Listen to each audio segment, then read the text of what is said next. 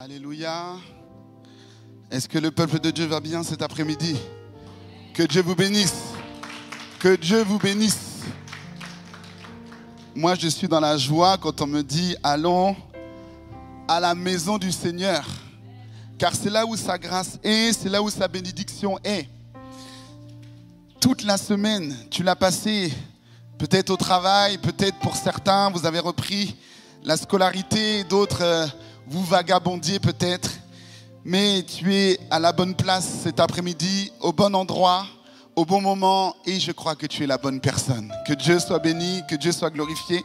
Alors soyez tous dans la joie et dans la paix du Seigneur. Et évidemment, nous saluons tous ceux qui nous visitent pour la première fois cet après-midi. Et nous bénissons l'Éternel pour ceux qui nous suivent par le biais d'Internet. Alors que l'Esprit de Dieu fasse encore avec nous cet après-midi. Et Dieu est bon parce que c'est vrai que je crois que Total Praise a une alliance spéciale avec le Seigneur. Oui, le Seigneur vraiment a une mission pleine et puissante pour Total Praise. Et moi j'aime entendre Total Praise adorer le Seigneur. Oui. Et nous voulons, comme ce chant a été dit, que le Seigneur établisse son règne au milieu de nous. Nous voulons le laisser régner, le laisser dominer. Nous aimons lorsque Dieu règne, nous aimons lorsque Dieu manifeste sa volonté. Alors cet après-midi, sois juste attentif, sois prêt à entendre la voix de ton Dieu. Tu n'es pas venu ici au hasard, et si tu es ici, c'est parce que Dieu a quelque chose à te dire. Alors ne rate pas la cible, ne rate pas l'objectif pour lequel Dieu t'a conduit ici. Il faut recevoir la parole de Dieu. Alors nous allons entrer dans le vif du sujet.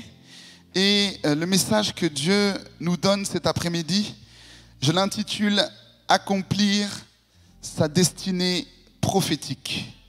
Accomplir sa destinée prophétique. Et nous allons faire une première lecture dans le livre de Nombres, au chapitre 27, à partir du verset 12. Nombres, chapitre 27, à partir du verset 12. L'Éternel dit à Moïse, « Monte sur cette montagne d'Abarim et regarde le pays que je donne aux enfants d'Israël.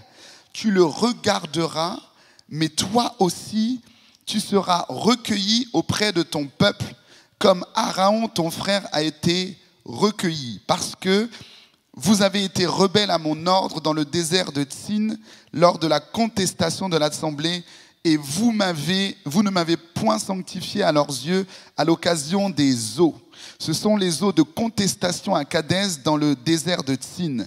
Moïse parla à l'Éternel et dit, suivez bien, c'est Moïse qui parle, il dit, que l'Éternel, le Dieu des esprits de toute chair, établisse sur l'Assemblée un homme qui sorte devant eux et qui entre devant eux, qui les fasse sortir et qui les fasse entrer, afin que l'assemblée de l'Éternel ne soit pas comme des brebis qui n'ont point de berger. À la suite de ça, donc le Seigneur répond, l'Éternel dit à Moïse, prends Josué, fils de Nun, homme en qui réside l'Esprit, et tu poseras ta main sur lui. Tu le placeras devant le sacrificateur Éléazar et devant toute l'assemblée, et tu lui donneras des ordres sous leurs yeux. Tu le rendras participant de ta dignité afin que toute l'assemblée des enfants d'Israël l'écoute. Il se présentera devant le sacrificateur Éléazar qui consultera pour lui le jugement de l'Urim devant l'Éternel, et Josué, tous les enfants d'Israël avec lui et toute l'assemblée sortiront sur l'ordre d'Éléazar et entreront sur son ordre. Amen. Excuse-moi, on va prendre le dernier verset aussi. Moïse fit ce que l'Éternel lui avait ordonné. Il prit Josué, il le plaça devant le sacrificateur Éléazar et devant toute l'assemblée. Il posa ses mains sur lui et lui donna des ordres comme l'Éternel l'avait dit par Moïse. Voilà, donc c'est un passage un peu compliqué, mais on ne va pas aller sur tous les points dans ce passage. On va aller sur les éléments essentiels pour comprendre le message que Dieu nous donne. Alors, pour rappeler le contexte, évidemment, nous voulons parler cet après-midi de Josué. Josué, qui a été donc ce grand leader, ce chef de guerre, ce chef d'armée que Dieu a utilisé pour accomplir une mission. Et vous le savez, vous qui êtes maintenant de fins lecteurs de la Bible, avant Josué, il y avait qui? Moïse. Moïse est celui que Dieu a appelé, il lui a donné une mission, il lui a donné un projet. Et Moïse, qui représente le prophète de l'Ancien Testament, qui représente la loi, qui représente la bouche et la voix de l'Éternel, va être missionné par Dieu lui-même. Vous vous souvenez de cette histoire? Le peuple se retrouve en Égypte parce que Joseph avait été vendu, et donc il s'est retrouvé en Égypte, et Joseph va faire venir toute sa famille en Égypte. Et donc les 12 tribus d'Israël se retrouvent en Égypte. Et ils vont pendant plusieurs années, je crois 400 ans, ils vont rester donc sur ce territoire. Et la Bible dit qu'à mesure du temps, eh bien, le roi d'Égypte va commencer à malmener le peuple d'Israël. Mais pourquoi le malmener? Parce que les Israélites qui étaient juste dans ce territoire, parce que Joseph les avait conduits, ils ont commencé à devenir un peuple important, un peuple qui commençait à se multiplier, et le roi d'Égypte a eu peur de ce qu'au fait le peuple puisse commencer à se révolter contre le roi d'Égypte. Mais la grâce de Dieu est venue, et Dieu, la Bible nous dit qu'il a entendu le cri des Israélites qui étaient en Égypte. Il a entendu la souffrance. Il a vu combien ils étaient pris dans l'esclavage. Et le Seigneur a dit, il en est assez, je vais maintenant répondre, réagir, opérer pour pouvoir libérer mon peuple. Et c'est de là où Dieu va appeler Moïse. Et Moïse, c'est un homme patient. Hein? Il va vivre des choses que vraiment je pense que chaque homme de Dieu aurait abandonné, quoi. C'est dur. Il va vivre des choses très compliquées. Un peuple rebelle, un peuple qui affronte le leadership de Moïse, un peuple qui voit la gloire de Dieu, mais un peuple contestataire, un peuple qui entend l'instruction, mais qui fait comme il a envie de faire. C'est pas de toi que je parle. Hein? Toi, tu écoutes la parole et tu la mets en pratique. Je parle des autres. Dans le désert. Pourquoi? Parce que Moïse leur donnait des instructions qu'ils n'avaient pas envie d'entendre. Ils voulaient juste rester là, allongés, assis, et puis que la bénédiction arrive, que le miracle arrive, que la faveur de Dieu arrive, sans faire aucun effort. Et lorsque, dans une organisation, tout le monde veut être chef, tout le monde veut faire comme il veut, ça ne fonctionne pas. Parce que Dieu choisit toujours un leader, un conducteur. Et c'est ce Moïse-là que Dieu a choisi.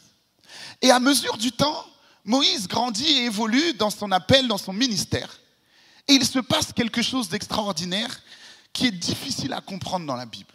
Très compliqué à comprendre. Moïse était très patient. Il a soutenu le peuple, même lorsque le peuple était dans des choses vaines, même lorsque le peuple était dans l'idolâtrie. Même des fois, Dieu voulait frapper le peuple, il voulait tuer le peuple. Moïse vient en intercesseur en disant « Non, non Seigneur, ne tue pas ce peuple, sois patient vis-à-vis de ce peuple. » Et il se passe une expérience, vous le lirez. À un moment donné, on parle des eaux de Mériba. Je ne vais pas rentrer dans tout le détail, mais c'est un moment où le peuple d'Israël veut boire, ils n'ont pas d'eau. Et le Seigneur dit à Moïse et à Aaron, il dit « Parle au rocher afin qu'il en sorte de l'eau et que le peuple puisse donc boire. » Donc l'instruction est claire. Dieu donne une mission, Dieu donne une orientation à Moïse en disant « Parle au rocher et l'eau va sortir. » Et peut-être dans un élan d'agacement, peut-être dans un élan où Moïse peut avoir un moment de faiblesse, la Bible dit qu'il ne va pas parler au rocher, mais il va prendre le bâton et il va taper sur le rocher. Il va taper à 2 reprises sur le rocher et l'eau va couler. Et une fois qu'il tape, Dieu vient vers Moïse et lui dit, mais Moïse, tu n'as pas obéi à mon instruction. Tu ne m'as pas sanctifié auprès du peuple, tu as fait autrement. Et à cause de cela, Dieu a pris une décision en disant à Moïse, tu ne rentreras pas dans la terre promise. C'est dur, c'est difficile. Pour ça, Dieu dit ça à Moïse. Alors nous y sommes. Moïse sait qu'il ne rentrera pas dans la terre promise qui s'appelle le Canaan. Il accomplit une mission qui est de faire sortir le peuple qui était en Israël, qui était en Égypte, les faire quitter de là où ils étaient pour les emmener dans le désert, vers Canaan. Mais la Bible dit que Moïse ne devait pas rentrer dans Canaan. Et Dieu, dans sa grâce, a fait monter Moïse sur une montagne en lui disant, regarde, c'est là-bas Canaan. Tu n'iras pas, mais regarde quand même. Tu vois, c'est la promesse de Dieu. Et donc, Moïse dit à Dieu, si moi je ne rentre pas à Canaan, il faut que tu choisisses quelqu'un qui va poursuivre la mission. Il faut que tu places à la tête de ce peuple un individu. Parce que si tu ne mets personne, ce peuple-là, rebelle comme il est, il n'atteindra pas l'objectif. Donc vous voyez un Moïse où Dieu lui dit, ce n'est pas toi qui accompliras la mission, tu n'iras pas à Canaan, mais il reste avec un cœur de berger en disant, Père, en disant, Dieu Tout-Puissant, ne laisse pas ce peuple comme ça, envoie quelqu'un. Et c'est là où Dieu dit, j'ai choisi un homme, Josué. Alléluia. C'est une introduction pour que nous puissions bien rentrer maintenant dans le message. Josué. Josué n'est pas un être inconnu. Lorsque Moïse se retrouve là et que son successeur va être Josué, Moïse a déjà préparé Josué. Il a déjà engagé Josué. Il a déjà travaillé avec Josué. Et Josué, la Bible nous dit qu'il était au service de Moïse. Il était un serviteur fidèle auprès de Moïse. Il a accompli des missions. Il a remporté des combats sur des missions que Moïse lui donnait d'accomplir. Donc lorsque Dieu le choisit, il n'est pas une personne inconnue. Mais Josué n'était pas conscient de sa mission. Il ne savait pas la destinée qui reposait sur lui. Et c'est là où Dieu va commencer avec Josué. Josué avait été formé pendant des années auprès de Moïse. Regarde Moïse. Analyse comment Moïse fonctionne. Et Josué regarde. Josué était celui qui était parmi les 12 espions qui sont partis à Canaan et qui sont revenus avec un message positif. Il n'était que 2. Lui et Caleb, à ne pas parler comme le restant du peuple. Et Josué fait partie de ces 2-là. Josué est celui qui était près de Moïse. Lorsque Dieu disait à Moïse, rentre, monte dans ma présence pour que je te donne les tables de la pierre. Josué était à côté de lui. Vous vous rappelez de cette histoire où Moïse, le peuple doit combattre. Et donc la Bible dit que Moïse va monter sur la montagne avec Aaron et Hur. Ils sont tous les 2, l'un à sa gauche, l'un à sa droite, et le peuple doit combattre Amalek. Est-ce que vous vous souvenez qui était le chef de l'armée pour combattre Amalek? Josué. Ah, il n'y en a que 2 qui ont répondu. D'autres ne se souviennent plus ou d'autres ne l'ont pas lu dans la Bible. Prenons rapidement. Exode chapitre 17. J'avance vite.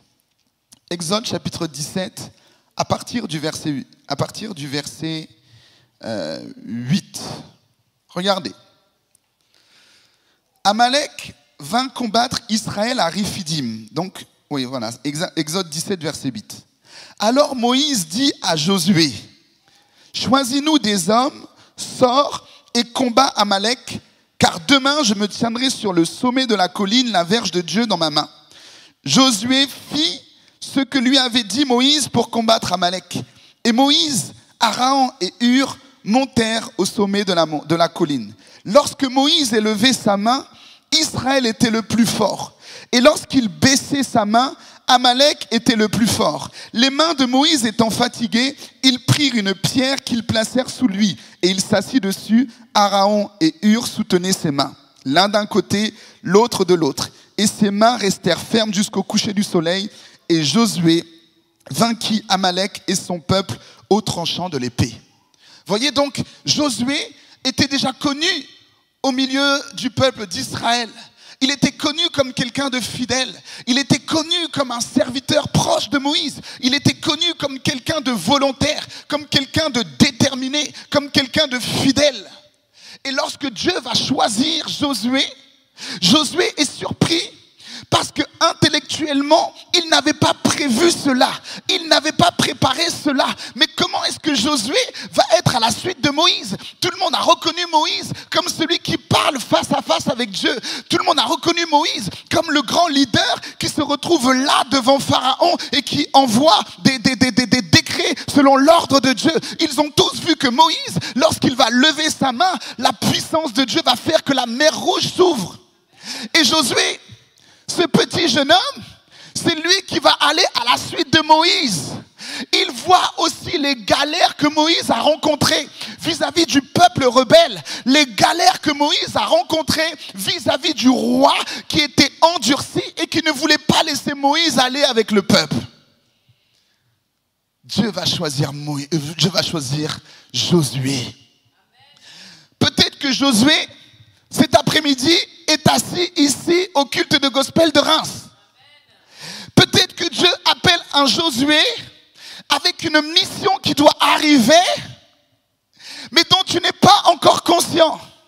Peut-être que Josué est là cet après-midi, qui sera à la suite de l'évangéliste Régis, comme lui a été à la suite du pasteur David Gomard. Peut-être qu'il y a un Josué ici qui va continuer et asseoir la mission que nous sommes venus implanter ici. Est-ce que c'est toi, Josué? Ah, il n'y a pas beaucoup d'amen. Est-ce que c'est toi, Josué? Vous avez peur? Ah, vous avez peur. Vous avez peur du prix à payer. Regardez ça. Vous avez peur du prix à payer. Je ferme la parenthèse. Josué est préparé à devenir un leader. Et comme Élisée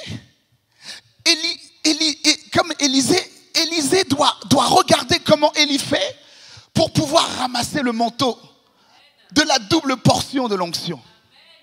Et Josué, attentif à la manière dont Moïse a travaillé, il a déjà la méthode, il a déjà les moyens, la stratégie. Mais il faut rentrer. Le message que Dieu nous donne, accomplir notre destinée prophétique. Pourquoi Dieu nous dit cela? Parce que pendant que Josué était assis, il y a une vision prophétique qui était au-dessus de sa tête. Pendant que tu es assis, il y a une mission prophétique au-dessus de ta tête. Pourquoi je dis mission prophétique? Parce que c'est peut-être une mission que tu ne connais pas encore, mais prophétiquement, Dieu sait qu'il t'a appelé à faire quelque chose. Il t'a appelé à accomplir quelque chose. La mission était donnée à Moïse. Moïse devait faire sortir le peuple. Il devait quitter l'Égypte. Il devait les emmener à Canaan. Et la Bible nous dit que Moïse va s'arrêter devant le Jourdain. Il ne pouvait pas aller plus loin. Il ne pouvait pas emmener le peuple à Canaan. Parce que ce qui va séparer, une fois que le peuple a passé la mer Rouge, ce qui va séparer là, le désert de Canaan, c'était donc bien cette mer, ce fleuve du Jourdain. C'est ce Jourdain-là qui était la limitation, qui était l'arrêt pour Moïse et que Josué devait continuer. Josué devait poursuivre le Jourdain pour rentrer dans les choses. Alors je pose une question cet après-midi à quelqu'un. Quelle mission portes-tu? Quelle vision portes-tu? Quel projet est en train de brûler dans ton cœur? Lorsque tu te lèves au quotidien, qu'as-tu envie d'accomplir? Quelle projection as-tu? Où te vois-tu demain? Dans 1 an? Dans 5 ans? Dans 10 ans? Comprends-tu ce qui repose sur toi? Comprends-tu que Lorsque le Seigneur a parlé du centre du réveil chrétien, il a dit, j'emmènerai au milieu de cette vision des serviteurs et des servantes fougueuses pour moi. Comprends-tu que le Seigneur a établi dans ce ministère des piliers, 5 piliers principaux pour que toutes les personnes qui vont rentrer dans ce ministère doivent impacter à minima dans un des 5 piliers que Dieu a établis au milieu du centre du réveil chrétien. Le pilier cultuel, le pilier culturel, le pilier social et humanitaire, le pilier qui va te permettre d'entrer véritablement dans la prophétie qui vient de l'Éternel et qui te permettra toi aussi de prêcher, qui te permettra d'entrer véritablement dans la mission que Dieu te donne. Et enfin, le pilier également économique où Dieu parle qu'il y a au milieu de nous des entrepreneurs, des investisseurs qui vont ramener enfin les finances dans le camp de l'Éternel pour servir à sa gloire. La mission, mes frères et sœurs, la vision que Dieu nous donne, elle est grande, elle est large, elle est spacieuse. Mais comment elle s'accomplit? Elle s'accomplit à travers des individus. La mission, la vision, le projet de Dieu s'établit sur des individus, sur les uns, sur les autres. Et lorsque chacun rentre dans son plan, lorsque chacun rentre dans le projet, c'est Dieu qui gagne. Si Dieu décide de gagner cette ville, il ne va pas descendre lui-même. Ma sœur, Jésus a fait son œuvre. Il ne va pas venir lui-même à Place d'Erlon pour évangéliser la ville. Il ne le fera pas. Si le Seigneur veut qu'on puisse prendre soin, par exemple, des personnes, des enfants qui ont été rejetés, si Dieu veut qu'on prenne soin des orphelins, si Dieu veut qu'on prenne soin des veuves, des prostituées, si Dieu veut qu'on prenne soin des plus nécessiteux, c'est qu'il va libérer une mission, une projection, une vision sur les uns et les autres pour que lorsque chacun le fasse, c'est comme si Dieu l'accomplissait. Le peuple était bloqué, mes amis, dans le désert. Et Moïse va mourir. Et Josué doit rentrer enfin dans son appel. Il doit rentrer enfin dans sa mission. Quelle est la mission de Josué? Qu'est-ce que Josué doit accomplir? Qu'est-ce qu'il doit faire? Il doit prendre le peuple et l'emmener à Canaan. Il ne doit pas rechercher une volonté personnelle. Il ne doit pas rechercher un désir personnel. Il doit faire gagner le collectif. Il ne doit pas aller seul à Canaan. Il ne doit pas aller seul en courant, quelle que soit la manière, à Canaan. La mission que Dieu envoie à cet individu est une mission qui fait grandir et qui fait gagner le collectif. Il n'y a personne qui gagne dans la famille du Seigneur quand tu es égoïste. Regardez comment Samson a fini. Un homme fort, mais seul. Un homme puissant, mais seul. Un homme plein d'onction, mais seul. Dieu veut le collectif. Voici pourquoi Dieu dit à l'Église, recherche le royaume de Dieu avant. Recherche, oui, premièrement, le royaume de Dieu avant toute chose. Pourquoi? Parce que le royaume de Dieu n'est pas juste pour toi. Le royaume de Dieu n'est pas juste une action égoïste. Lorsque tu rencontres le royaume de Dieu, il y a du collectif, il y a une vision, il y a des personnes à conduire, il y a une orientation. Il fait gagner le collectif quand quelqu'un recherche le royaume de Dieu avant toute chose. Mais quand Dieu te dit, cherche premièrement le royaume, ce n'est pas juste chercher pour chercher. On a tous joué à cache-cache, bon, quand on était petit. Tu cherches, tu cherches, tu cherches. Tu cherches, tu cherches. Mais tant que tu n'as pas trouvé, tu vas chercher. Quel que soit là où la personne s'est cachée, j'ai dit que dans ce jeu-là, tu vas le chercher. Mais tu le cherches pourquoi? Pour le trouver.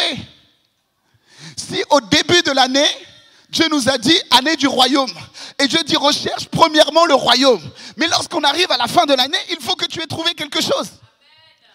Tu ne vas pas passer ton temps à chercher sans atteindre ce pourquoi tu cherches. Donc tu cherches le royaume, tu cherches la pensée de Dieu, tu cherches le projet de Dieu, tu cherches la stabilité divine et tu trouves quelque chose. Tu trouves une parole, tu trouves une stratégie, tu trouves un moyen de faire, tu trouves une méthodologie, tu trouves le Seigneur, tu trouves des clés dans la prière, tu trouves une parole, tu trouves une instruction divine, tu trouves une manière de procéder, tu trouves une manière de faire, tu trouves les clés pour que ta vie progresse et aille de l'avant. C'est ça, mes amis, de rechercher le royaume de Dieu avant toute chose. Alors, lorsque nous regardons la vie de Josué, Et lorsque j'étudiais ça, je voyais comment le Seigneur est bon parce que, d'ailleurs, le mot Josué veut dire l'Éternel qui sauve. Et Josué, en réalité, c'est le même prénom que Jésus. C'est le même prénom. Et je regardais dans la Bible combien, en fait, les similitudes sont grandes entre l'action de Josué et l'action de Jésus lui-même. L'action de Josué qui a une mission d'emmener le peuple qui était là dans un désert, les amener dans le pays de Canaan, là où coule le lait et le miel. Et Jésus, dans la même mission, lui aussi, va emmener un peuple qui était dans le péché, un peuple qui était lié, un peuple qui était oppressé. Il va le prendre pour l'emmener dans une liberté spirituelle. Il va briser l'esclavage de nos vies pour nous emmener dans sa grâce, dans sa puissance et dans sa présence. C'est Jésus qui te fait passer par là. C'est Jésus qui te fait avancer. C'est Jésus qui t'emmène à Canaan. Et le ministère de Jésus, il a commencé à quel moment? À 30 ans. Et lorsque la 30e année est arrivée, Jésus avait rendez-vous au Jourdain, comme Josué. Jésus avait rendez-vous au Jourdain, c'est la marque qui a commencé à marquer son ministère. Au Jourdain, c'est là où Jésus a été baptisé par Jean-Baptiste. C'est exactement dans le Jourdain qu'il a reçu l'Esprit, le Saint-Esprit descendre sur lui sous une forme corporelle. L'histoire de Jésus démarre, si on peut le dire ainsi, au moment du Jourdain. Et l'histoire de Josué démarre aussi au moment du Jourdain. Parce que pour amener le peuple à Canaan, il faut faire quoi? Il faut traverser le Jourdain. Je t'ai perdu ou pas? Tu es étudiant avec moi? Il faut que le peuple traverse le Jourdain pour entrer à Canaan. Et donc, la première épreuve que rencontre Josué, c'est l'épreuve du Jourdain. La première épreuve que ta vie rencontre, c'est l'épreuve du Jourdain. L'épreuve devant toi est l'épreuve du Jourdain. Qu'est-ce que représente le Jourdain? Le Jourdain représente une limitation. Le Jourdain représente l'obstacle. Le Jourdain représente le plafond de verre. Le Jourdain représente la prison qui t'empêche d'aller plus loin. La porte devant toi qui vient comme un obstacle, comme un blocage. Accomplir la destinée prophétique de ta vie, c'est de saisir qu'il y a devant toi une opposition, un combat qu'il ne faut pas nier, devant lequel il ne faut pas reculer. Le Jourdain est là pour être traversé. Mon ami, l'obstacle est là pour que tu puisses le surmonter. La montagne est là pour que tu puisses la gravir. Goliath est là pour révéler le David que tu es. L'opposition est là pour montrer que tu es un homme de force et de puissance. L'opposition est là pour que tu démontres à l'ennemi que celui qui est en toi est plus grand et plus fort que celui qui est dans le monde. Ah, vous redoutez l'épreuve. Vous redoutez le Jourdain alors que le Jourdain te qualifie. Je n'ai pas entendu ton amen. Tu redoutes le Jourdain alors que le Jourdain est ce qui te qualifie. Si Josué avait échoué au moment du Jourdain, on ne parlerait pas aujourd'hui de Josué. Josué a dû faire en sorte que le peuple puisse passer le Jourdain. Et pour passer le Jourdain, comme Josué l'a fait, il y a une stratégie à mettre en place. Il y a une méthode à mettre en place. Le Jourdain, il faut l'affronter. Mais la Bible dit que le Jourdain, tu ne l'affrontes pas comme la mer Rouge. Oh, attends, je vais t'expliquer. Le Jourdain ne s'ouvre pas comme la mer Rouge. Ce sont, oui, peut-être une grande mer et un fleuve. Deux stratégies nouvelles, deux stratégies différentes. La mer Rouge. La mer Rouge qui doit s'ouvrir. C'est bien pour les bébés spirituels. La mer Rouge, c'est que Dieu dit à Moïse, tu vas avancer, tu vas t'arrêter et je vais travailler. Lève juste la main et la Bible dit que par la puissance, Dieu va refouler la mer. Donc c'est le premier niveau des chrétiens. Vous vous souvenez que vous avez accepté Jésus? Tout était facile. Et tu pries pour une petite chose, Dieu te fait grâce. Tu pries, ça allait vite, hein? C'était facile. Bon, ça c'est le niveau des bébés spirituels.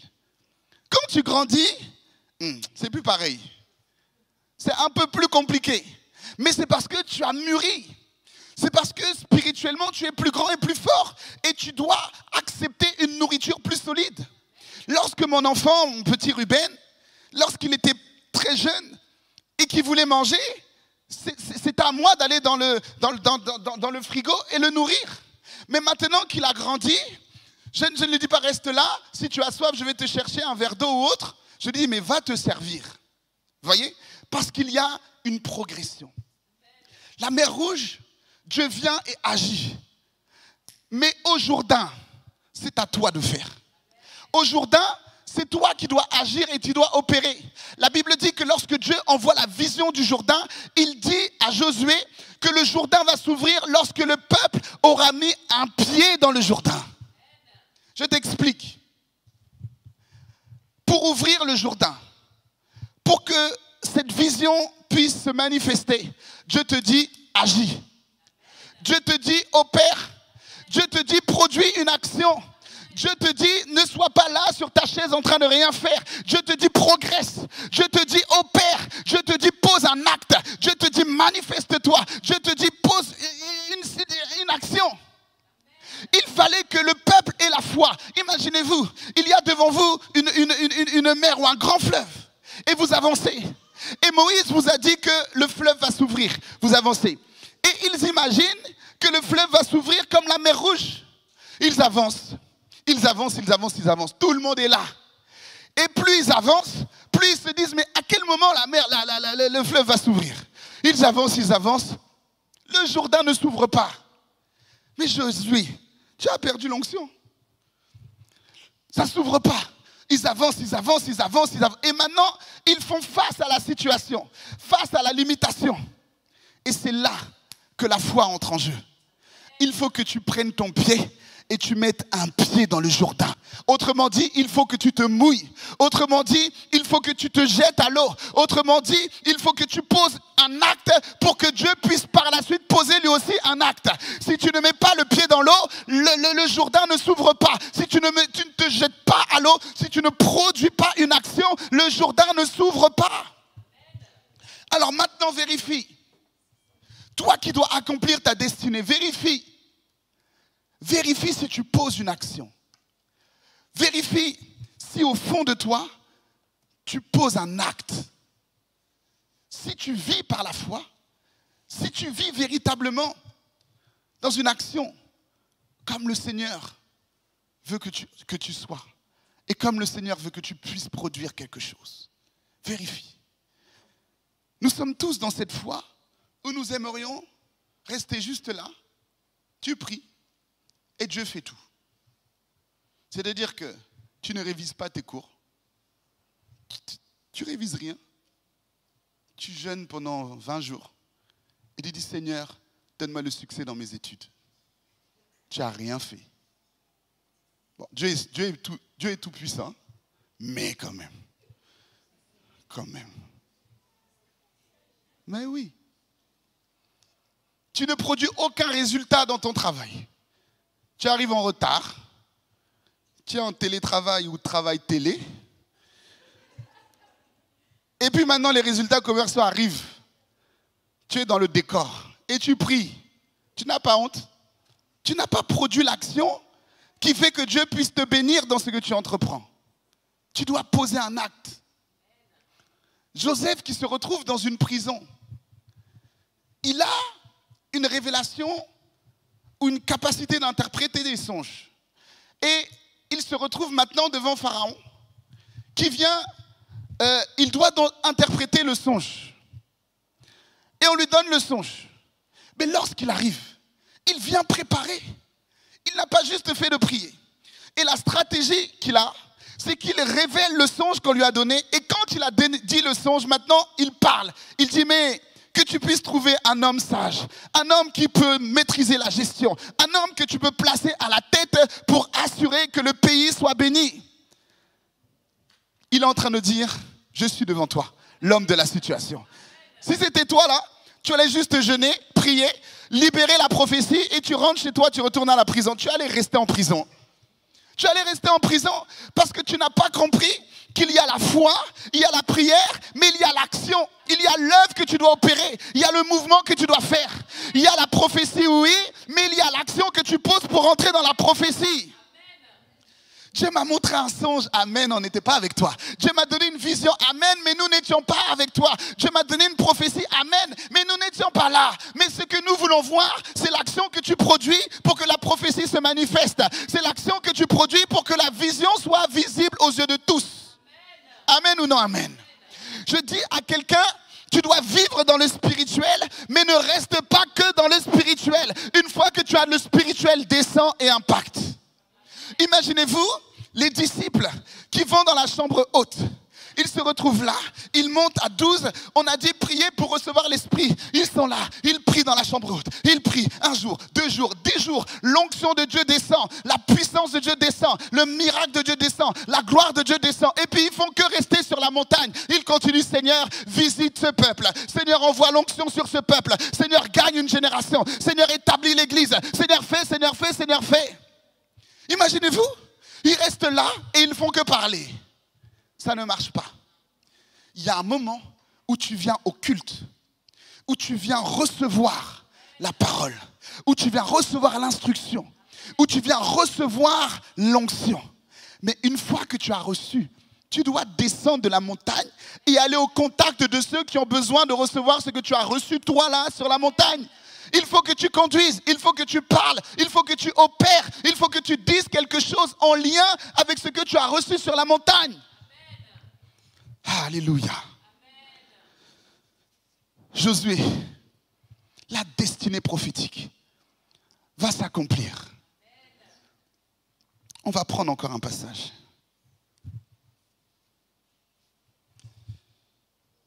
Dans Josué, chapitre 1, et on va terminer par là.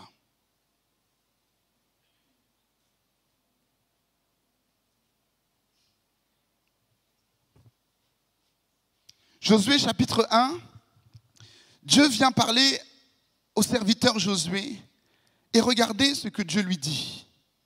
Josué 1. Après la mort de Moïse, serviteur de l'Éternel, l'Éternel dit à Josué, fils de Nun, serviteur de Moïse, Moïse, mon serviteur est mort. Et maintenant, lève-toi, reste devant le Jourdain. C'est ça? Maintenant, lève-toi, passe ce Jourdain, toi et tout ce peuple. Pourquoi? Pour entrer dans le pays que je donne aux enfants d'Israël. Tout lieu que foulera la plante de votre pied, je vous le donne comme je l'ai dit à Moïse. Verset 5. Nul ne tiendra devant toi tant que tu vivras.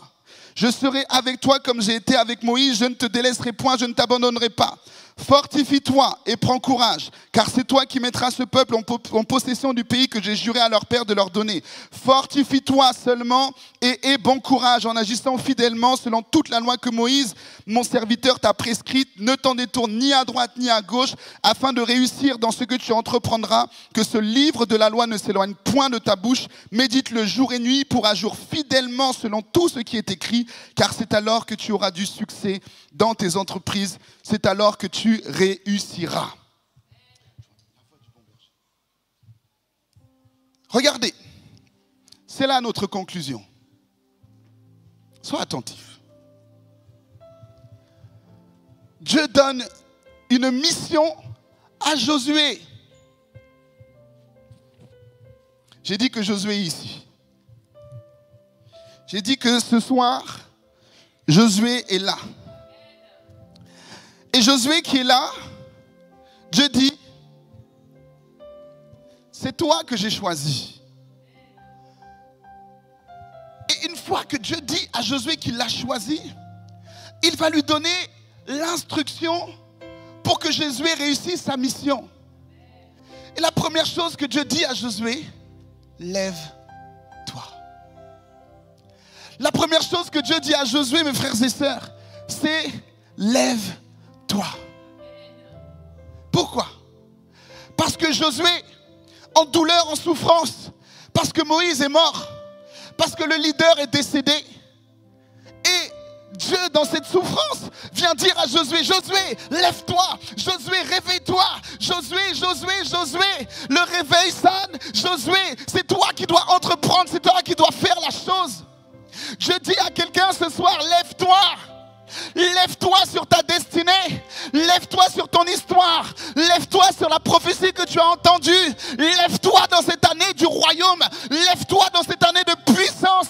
Lève-toi pour accomplir ta destinée. Lève-toi et opère. Lève-toi, obéis. Lève-toi et entreprends quelque chose. Lève-toi, passe le Jourdain.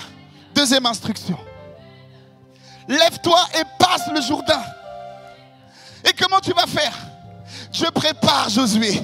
Il lui dit, Josué, fortifie-toi, prends courage. Je lui dis ça 6 fois. Je lui dis 6 fois, fortifie-toi, prends courage. Est-ce que tu comprends pourquoi? Est-ce que tu comprends pourquoi? Parce que la mission que Dieu te donne, ma soeur, la mission que Dieu te donne, mon frère, c'est toujours une mission qui est plus grande que toi. La vision que Dieu te donne est toujours ce manteau qui est plus large que toi. Et lorsque tu vois ce manteau, tu peux avoir peur. Lorsque Dieu m'appelle et me dit, si tu es mon serviteur, je t'appelle dans les nations. Moi, je suis tout jeune, je suis tout petit. Je dis, mais Jésus, moi, sur qui personne n'a misé, c'est moi que tu choisis. Mais Seigneur, la vision est trop grande, elle est trop large. Quand Dieu te parle, la vision est toujours plus grande que toi. Le manteau est XXXXL. Mais la grâce de Dieu est la suivante. Le manteau ne va pas rétrécir pour pouvoir couvrir véritablement ton corps. Le manteau ne va pas s'adapter à ta silhouette ou à ta morphologie. Non, non, non. Parce que le manteau vient de Dieu.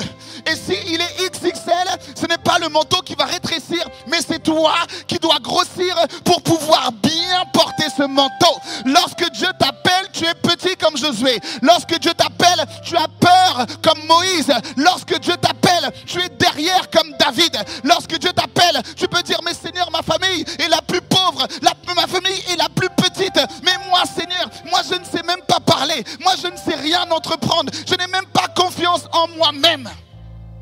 Comme Gédéon, la Bible est fourrée d'exemples où Dieu prend des petits pour les faire devenir grands. Mais tout dépend de la vision que tu reçois, la mission que Dieu te donne, qui est XXL, afin que tu puisses grandir, afin que tu puisses grossir pour pouvoir rentrer dans la vision que Dieu te donne. Et Dieu te dit, fortifie-toi et prends courage. Dieu te dit, fortifie-toi et prends courage. Je renverse ce soir une méthode du diable, le découragement. Je renverse ce soir le poison du diable qui s'appelle découragement. Je détruis ce soir dans ta vie, au nom de Jésus de Nazareth, le poison que l'ennemi investit dans ta vie qui se nomme découragement. Le découragement est un poison que le diable investit dans l'église.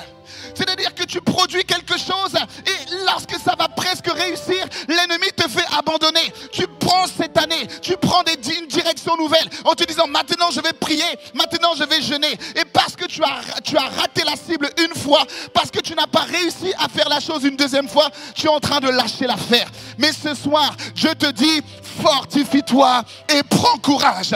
Je le dis à quelqu'un, pourquoi? Parce que la mission est grande, parce que le défi est grand, parce que la chose est compliquée, parce que vivre une foi chrétienne, mes amis, ce n'est pas de tout repos, parce que la foi chrétienne, c'est un combat. La foi chrétienne, c'est un battle. La foi chrétienne, c'est une réaction contre un autre. C'est un combat contre un adversaire. C'est une puissance contre une autre puissance.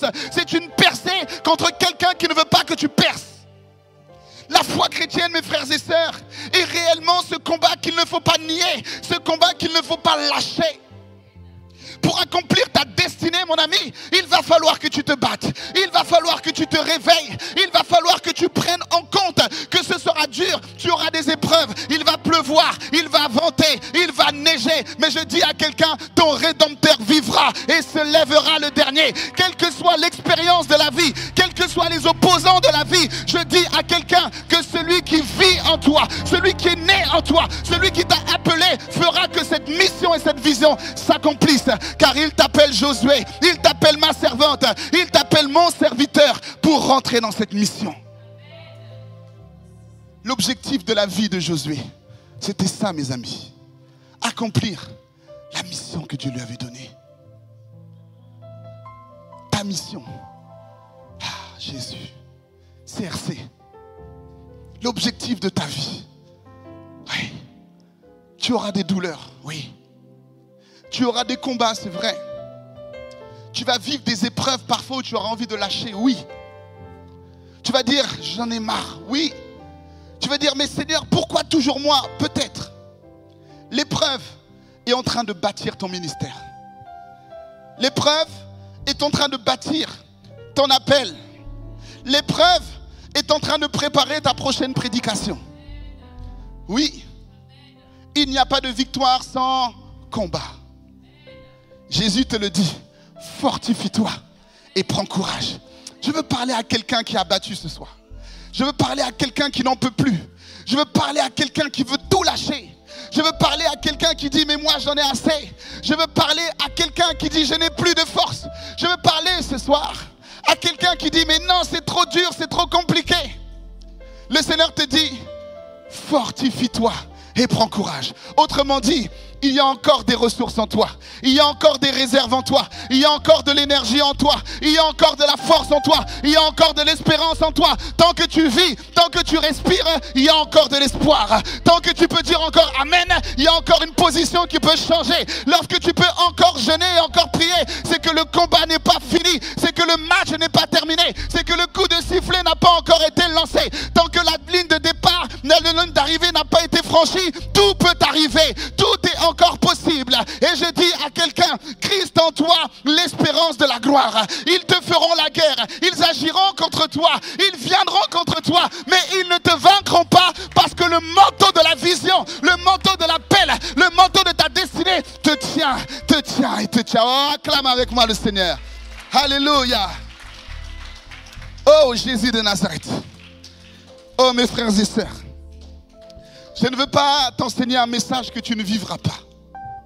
Je ne veux pas te dire des choses qui vont juste égayer ton corps. J'ai vraiment le désir ce soir que nous puissions nous mettre au clair avec notre destinée et l'accomplir. Il y a des serviteurs au milieu de nous, oui. Il y a des serviteurs puissants au milieu de nous, c'est vrai. Mais l'appel de Dieu, il n'est pas que dans le domaine spirituel. Il y a des entrepreneurs ici. Il y a des leaders ici. Il y a des chefs d'entreprise ici. Il y a des présidents d'associations ici. Il y a des gens qui ouvriront des orphelinats ici. Il y a des gens qui soutiendront des femmes blessées ici. Il y a des personnes qui écriront des livres ici. Il y a des personnes qui parleront, qui chanteront et que la gloire de Dieu se manifestera à travers leur production. Il y a des gens peut-être qui iront dans le cinéma. Il y a des gens peut-être, je ne sais pas ce que Dieu vous appelle à faire, mais fais-le juste. Fais juste le mandat que Dieu pose au-dessus de ta tête. Tu ne diras pas, je ne sais pas. Tu ne diras pas, je ne savais pas. Tu ne diras pas, je n'étais pas conscient. Ce message vient te révéler que toi aussi tu es un Josué. Fortifie-toi et prends courage au nom de Jésus. Amen. Alléluia. Total praise. Total praise. Nous y allons. Alléluia. On va se mettre debout, mes amis. Merci, Saint-Esprit.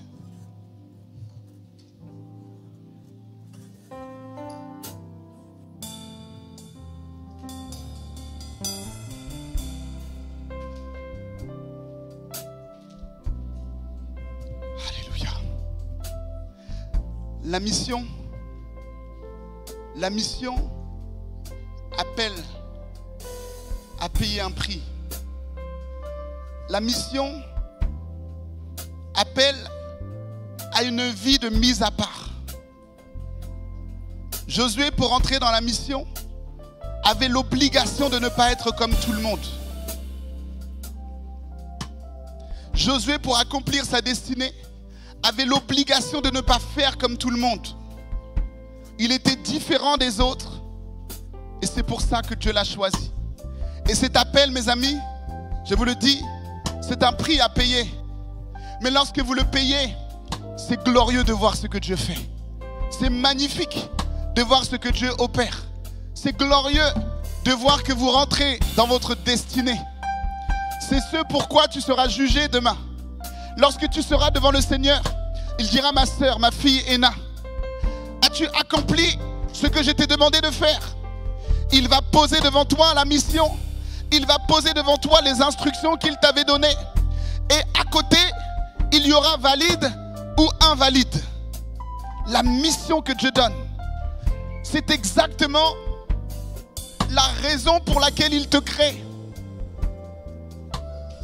C'est ma deuxième conclusion. Parce que ça vient dans mon esprit, je suis obligé de le dire. Regardez, nous tous, lorsque nous achetons un téléphone, nous tous, je crois, en tout cas la plupart d'entre nous, nous ne lisons même pas la notice d'utilisation. Pourquoi? Parce qu'on se dit, on sait comment utiliser un téléphone. Donc avec, on appelle, on envoie des messages, on prend des rendez-vous, bref. Mais en réalité, on n'utilise pas notre téléphone dans toutes ses fonctionnalités. Parce que nous ne sommes pas raccord avec la notice d'utilisation. Autrement dit, tu resteras au même niveau d'impact si tu ne choisis pas de venir dans une instruction nouvelle. Si tu continues au même stade, tu vas rester comme ça. Si tu ne changes rien dans ta vie au quotidien, tu vas rester dans une utilisation basique. Mais si tu retournes dans la notice d'utilisation, tu vas découvrir des nouvelles fonctionnalités. Tu vas découvrir des nouveaux appels. Tu vas découvrir des instructions nouvelles qui vont te permettre d'opérer à un niveau supérieur, à un niveau d'impact supérieur, à un niveau d'autorité supérieure. La notice d'utilisation ce soir, c'est l'instruction biblique, c'est la parole de Dieu, celle que Dieu donne à Josué en disant: médite ce livre jour et nuit et tu auras du succès dans tout ce que tu entreprendras. Tu veux du succès dans tes entreprises? Méditation. Tu veux du succès dans les stratégies que Dieu te donne? Méditation de la parole. Tu veux du succès dans le mariage? Méditation de la parole. Tu veux le succès dans tes études? Méditation de la parole. Tu veux réussir dans ce que tu entreprends? La parole. Tu ne diras pas que tu ne savais pas. Tu ne diras pas que tu ne savais pas. Si tu veux du succès, commence à prendre la parole de Dieu et l'étudier. C'est une clé que Dieu a donnée à Josué. Et si tu entends ce que je dis et que tu restes encore sans méditer la parole, tu auras fait ton choix.